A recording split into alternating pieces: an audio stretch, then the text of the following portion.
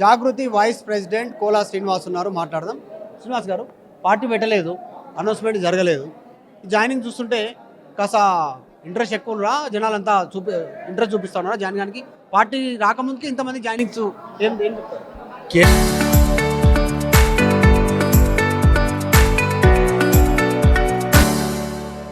కేవలము అక్క పార్టీ పెడుతున్నా అని ఒక అనౌన్స్మెంట్ అయిన తెల్లారని కూడా అన్ని పార్టీల్లో కూడా ఒక వణుకు పుట్టింది. రాష్ట్రంలో ఉన్న తెలంగాణ ప్రజలందరూ కూడా ఒక కొత్త పార్టీ వస్తుంది, మన ఇంటి పార్టీ వస్తుంది, ఒక పోరాట యోధురాలు ఒక పార్టీ పెడుతున్నది, ఎస్సీ ఎస్టీ బీసీలకు నేనున్నాను ధైర్యం చెప్పే ఒక శక్తి వస్తుంది అనే విషయాన్ని ప్రజలందరూ గమనిస్తున్నారు.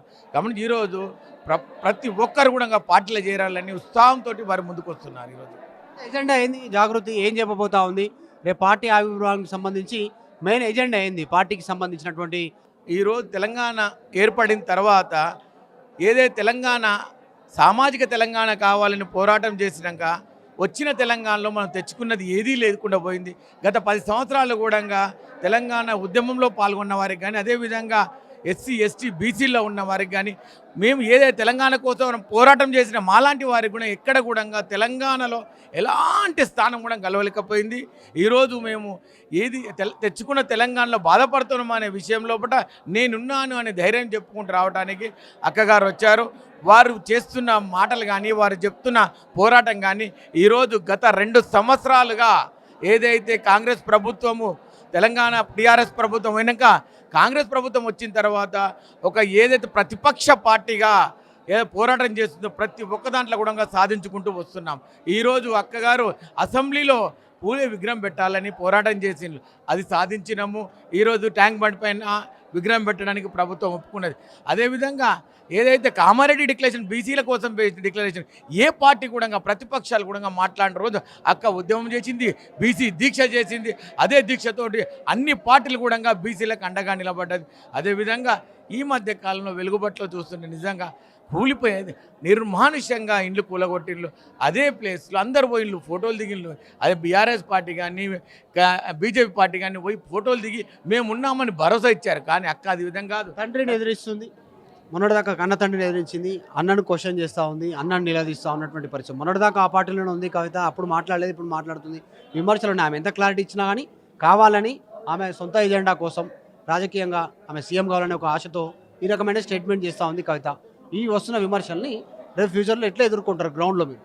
ఒకటి తండ్రిని ఎదిరించిందని కాదు, ప్రజల కోసము ఏదైతే తెచ్చుకున్న తెలంగాణలో అన్యాయం జరిగిపోయిన ప్రజల కోసము, అదే ఉద్యమకారుల కోసము జరిగిన అన్యాయాన్ని నేనున్నాని భరోసా ఇచ్చుకుంటుంది. తండ్రి పాత్ర కాదు, తెచ్చుకున్న తెలంగాణ నాయకత్వంలో లోపం జరిగింది, ఆ లోపాన్ని ఏదైతే సరిదిద్దడానికి అప్పుడు ఎలాంటి సంతకం కూడా లేకుండే. అక్కగారు ఏముందంటే తప్పు చేసిండు అనేటువంటి ధోరణిని ఆమె మాటల్లో చాలా స్పష్టంగా కనిపిస్తూ ఉంది. తండ్రి కరెక్ట్ చేయలేకపోయారు, తప్పు చేసిన వాళ్ళని అవినీతి పనులను ప్రోత్సహించారు, వెంట పెట్టుకున్నారు. మీరన్న విషయానికి నిజంగా ఈరోజు తండ్రి తప్పు చేసింది కాదు, తండ్రి వరకు చేసే తప్పులను ఆడిపోనీయకుండా ఏదైతే అక్కగారు చెప్పారో రా బంధువుల్లాగా వెనుక ఉండి ఏదైతే ఉద్యమ నాయకునికి ఎదుగు చేరనీయకుండా ఈరోజు చేసిన నాయకుల్లో వారు ఏదైతే ఉన్న పెద్ద దిక్కుగా ఉండే అది వారిని పట్టించుకోకపోవడం వలన ఈరోజు ఉద్యమంగా అక్క నేనున్నానని ముందుకెళ్ళాను. ఏప్రిల్ 25 ఎజెండా అయింది, ఏం చెప్పబోతున్నారు? ఎంతమంది జాయినింగ్, ఎక్కడ, ఎట్లా?